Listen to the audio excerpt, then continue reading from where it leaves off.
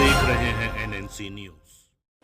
India-Bangladesh relations have been exceptionally close for many decades over many governments.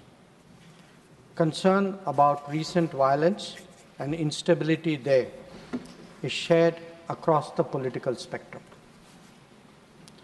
Since the election in January 2024, there has been considerable tension, deep divides, and growing polarization in Bangladesh politics. This underlying foundation aggravated a student agitation that started in June this year. There was growing violence, including attacks on public buildings and infrastructure, as well as traffic and rail obstruction. The violence continued through the month of July.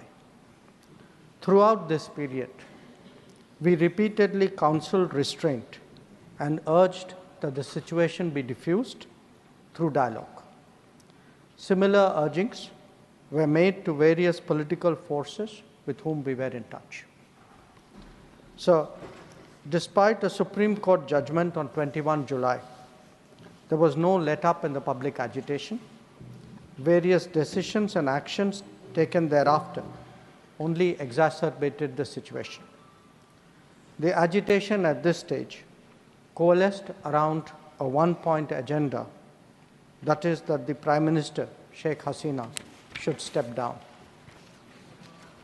On 4th August, events took a very serious turn.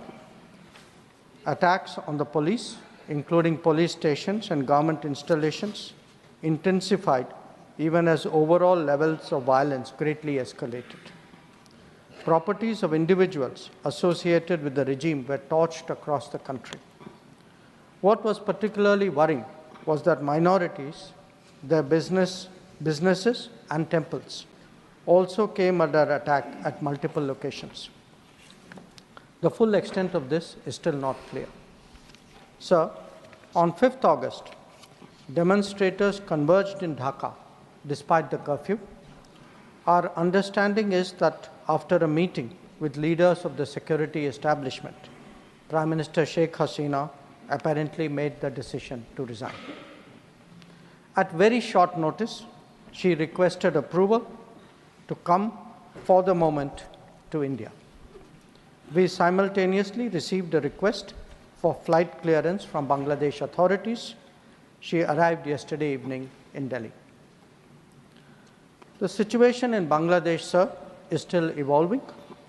The Army Chief, General Waqar-uz-Zaman, addressed the nation on 5th August.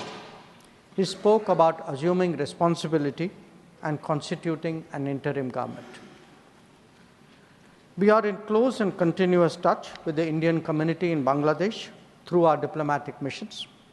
There are an estimated 19,000 Indian nationals there, of which about 9,000 are students.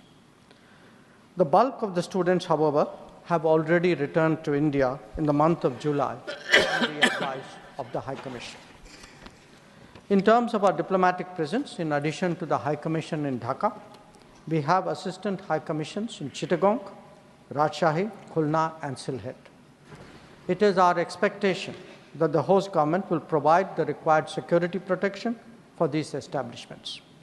We look forward to their normal functioning once the situation stabilizes. Chairman, sir, we are also monitoring the situation with regard to the status of minorities. There are reports of initiatives by various groups and organizations to ensure their protection and well-being. We welcome that, but will naturally remain deeply concerned till law and order is visibly restored.